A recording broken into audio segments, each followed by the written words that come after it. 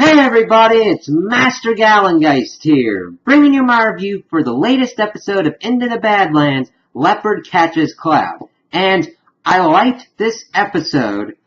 My biggest kind of issue, not with it, but with AMC and everything around it, is it was not very clear if this was a mid-season finale or a season finale. I only say that because it was really strange how we don't have a premiere date for the next 8 episodes. Because I even had to dig back into certain places, and certain places are saying, like, it's the season finale. Certain other places are like, it's gotta be the mid-season finale. Because they have shot 16 episodes for this season. We just don't know when the next 8 episodes are going to pop up.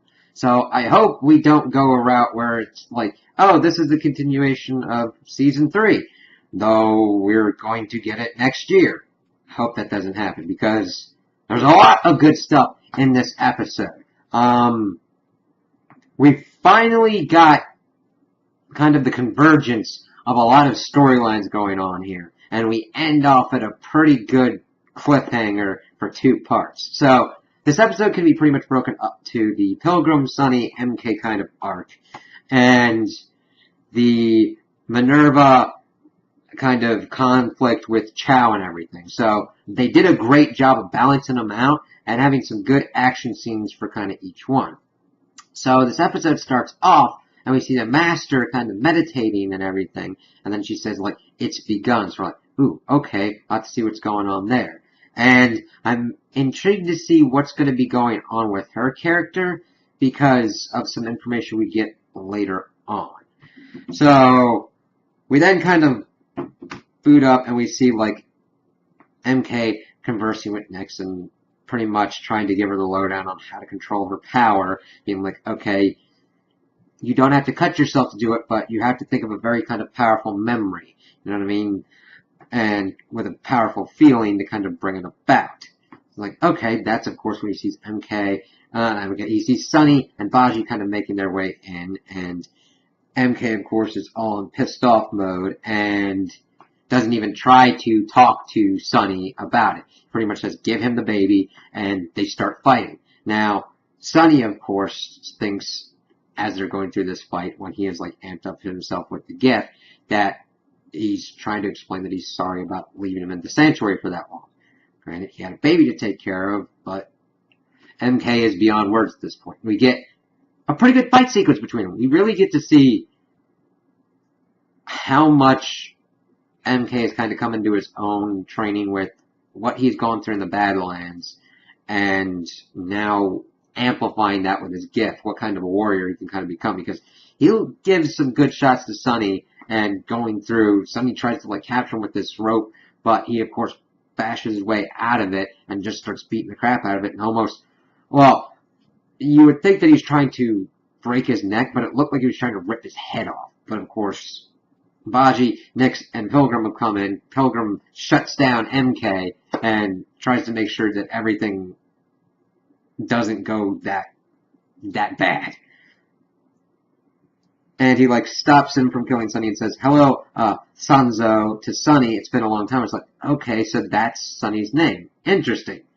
We then see Sunny being treated by Cressida, and of course they're kind of talking and everything and saying that Sunny is more special than Pilgrim. And it's like, wondering that that's why Sunny summoned them.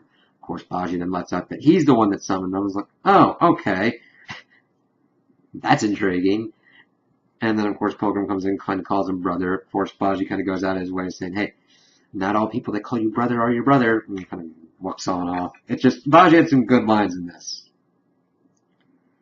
And then we get a good amount of exposition and interesting character interaction between Pilgrim and Sunny, him holding Henry, and talking about how back in Azra, they were the chosen sons that would bring peace and order to a broken world. So both of them came from Azra, and then that was until the Black Lotus found the city, and that he is the only reason that Pilgrim escaped alive. It's like, okay, because he was talking about that they weren't much older than Henry. I'm like, you better be a lot, well, not a lot older than Henry, but I mean, quite more advanced, because Henry's a little kind of baby, and I doubt he's remembering anything that's kind of going on.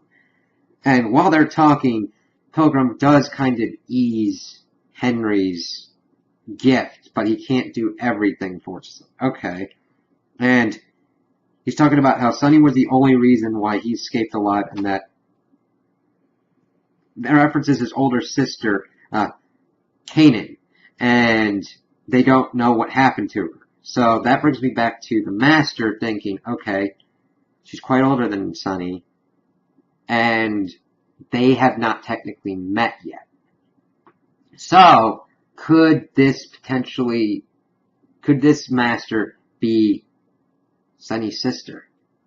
That would be a kind of cool twist. And Pilgrim then talks about how he can't completely cure Henry, but that together, him and Sonny can pretty much become gods and kind of shape the world to their will. It's like, excuse me, class.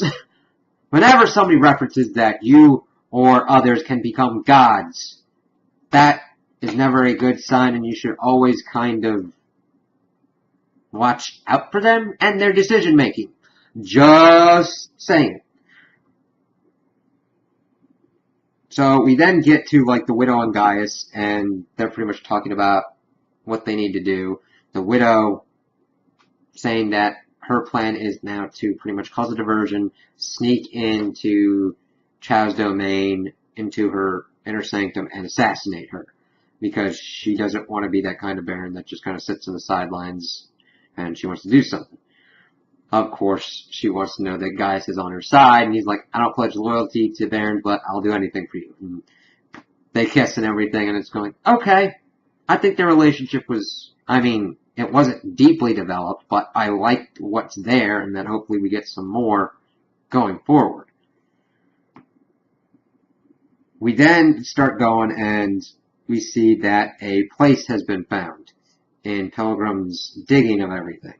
And they're like, tell him we found the entrance to the chamber, and this is the birthplace of Azra, the Meridian Chamber. They like go down, we see technology and these kind of stones, kind of similar to Stonehenge, / with a black one in the middle that kind of reminds me of like 2001: A Space Odyssey, that kind of thing, the black monolith and all that. Like, okay, they're kind of like looking around going, okay, Pilgrim's kind of thinking it as like tech, we need to open the switch. Cressida's thinking of it more as a temple, and that we need an offering. And I'm like, when I heard this, I'm thinking, oh, sweet Jesus, they are going to sacrifice Henry or something, because I'm sorry, when you're in a show with as much death and destruction as the Badlands, I'm like, whenever an offering is like brought into effect, and there's like a baby in the show, I think they're gonna probably have to use that baby. So I'm like, alright, let's see how this goes. And we see that the compass kind of turns some lights on and everything, and we're like, alright, we'll see this. We switch over to Moon and Lydia. They're trying to pretty much figure out what to do with the Widow, how they just need to really hold the line and make sure that they have plans in place. Lydia, of course, being like, okay, we got to make sure if the Widow goes down, we're able to figure out how to go about this and make any plans. And they're like, well, every warrior needs to plan that tonight might be their last night. And they get together. Like, this was cool. I like this relationship because there seemed to be a good amount of history. That's kind of also why the Widow and Gaius worked, because there seemed to be a little bit more depth and some history there. Now, granted, they haven't gone in as depth as I usually like, but it was done pretty well here, not like surface level bullcrap. Like, okay. And we shift over to Baji and Cressida then, getting some more information, because Baji's like, okay, this is kind of weird, and we start getting information upon the past. Like, the chamber was where the Ancient Ones first unlocked the gift, and it was like 500 years ago. And Baji's like, that's funny, that's like when the world went to shit. And Cressida's going, well, they destroyed themselves because they didn't know how to control the power. And she's going, well, we'll unleash a civilization blessed with unlimited potential. Baji's just like, well, you're just going to create an army of Dark Ones that you can control. I'm like, yeah. Always watch the sugar-coated words. It's easier to tempt with honey than with vinegar. So we get into it, and Sonny, of course, talks with MK, and he pretty much doesn't deny that he killed MK's mother.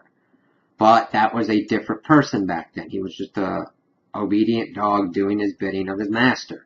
But now he's trying to save Henry. He's like asking him if he should be able to trust Pilgrim. He's like, yeah, he does what he can, the good and he does what's promised, good and bad, whatever comes of that. Like, okay. And then Baji is trying to persuade Sonny to not go through with this. And of course, Sonny really does not have any other options. Because I was thinking of this, like, take him to the master, even though they had talked about, like, the master would probably take Henry and they'd never see him again. But that would only be the case if the master is not Sonny's sister. So we'll have to see how that works. Well, we then see Chow kind of like figuring out what's going on and pretty much getting ready to send her forces out. Baji tries to go and stop and blow up the Meridian Chamber, but fails and is captured and taken along into the chamber with Sonny, Henry, Pilgrim, and Cressida. And that's when then we shift over and we see this giant fight scene with the Widow's forces and Chow's forces. And this was great. I kind of like big battle scenes, and to see how different shows do them, I really like how Game of Thrones has orchestrated theirs and gotten theirs down to effect. And I'm glad that we got another one here in this episode. And we just see kind of like the controlled chaos. We see Child's forces using trebuchets and everything. We see that Lydia and them are just have to hold the line until Chow gets taken out. So they got to do all these kinds of things just to hold the line. We see that Moon goes out and just starts whooping ass, and he's got like epic fucking kill music as he's just like whooping wholesale ass, using his sword, showing why he is one of the legends of the Badlands, just taking people out, getting shot in the shoulder and getting surrounded by people. And he almost got taken out, but that's when Lydia came in with a present that was gifted to her by the Widow, this crossbow, and she's able to get him out, but she is wounded in the process. They held long enough, and Chow's forces went out, and they both went in because they were both, well, Moon was wounded and Lydia wanted to take care of him, but she got hurt too, and he's like, shit, I gotta make sure that she's okay as well. So that's kind of where they're left off. Another major thing that we see is that Gaius and the Widow and Tilda get into Chow's fortress, but of course there's more soldiers there than they anticipated. So Tilda kind of holds them off, and they're about to get up, and Gaius fights and has a great fight scene with the Regent, while the Widow goes after Chow. And the choreography with these scenes are great, especially seeing what they got to do with in heels and everything, and showcasing off all those martial arts moves. They're really well done. So Gaius is able to take out and kill the Regent, and the Widow gets surrounded by Chow's forces. And this really confused me at first, because they shot all these arrows at the Widow and it all stopped. I'm like, what's going on? What's with this bullet time? And then I see that everybody else is still in effect and like going, what the fuck's going on? I'm like, I'm not just going on them? What? And then out of nowhere, the arrows kind of shoot back. Chow gets injured and all the rest of them get taken out. And then the fucking master pops in, and I'm like, okay, this is new. This is kind of game changing, because we've only seen at this point the gift being used internally in the person. This is affecting space-time and trajectories and everything. And now granted, I'm not talking like time travel at the moment, but who knows what these powers can do at a certain point, especially how this gift works if we learn more about it. And she's going, it's been too long, Minerva. Time to put aside your little war, which has been consuming all the Badlands. You need to prepare. And then touches her on the forehead as she backs down. I'm like, oh god, did she just give her gift back and everything? What's her plan? What's her plan and everything? And what is she going to be doing? It's crazy. Sorry about that. So that was a big thing. I'm like, oh god, Minerva being used on the Master side, that's going to be weird, especially if she attempts to go after the Master now that the Master's trying to control her again for her own nefarious schemes. So we'll have to see. So the last part that we see is pretty much the last parts are dealing in the chamber. They're doing all these things. Baji's trying to plead with Sunny. He puts his compass on one side. Pilgrim puts his compass on the other side, and it starts putting up. Sunny goes up and touches the black stone, and it starts reacting, but they're going, well, you're 1.5. You're the catalyst.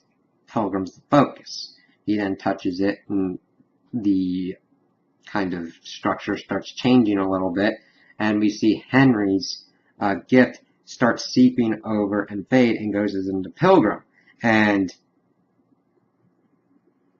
it's kind of crazy. We see then, he says, Sunny thanks Pilgrim for taking the gift off of Henry, and he goes, no, brother, thank you. So now Pilgrim's got the gift. And if he is anywhere like Sunny, that's going to be a big kind of thing. His power added to it with the gift.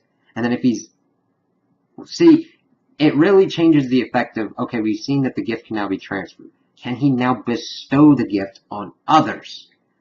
Is it like a stone, not a stone, but can he break it off into smaller pieces that could potentially mess with things? So we'll have to see how that works out. So I really liked this episode, and I really liked it as a mid-season finale. It would have worked as a season finale as well. So I hope that they are more forthcoming about when it will come back. So those are my opinions on the episode. Tell me what you guys think in the comments below. If you liked it, if you didn't like it, if you agree with me, if you disagree with me. Also like and subscribe, and I hope you have a good day.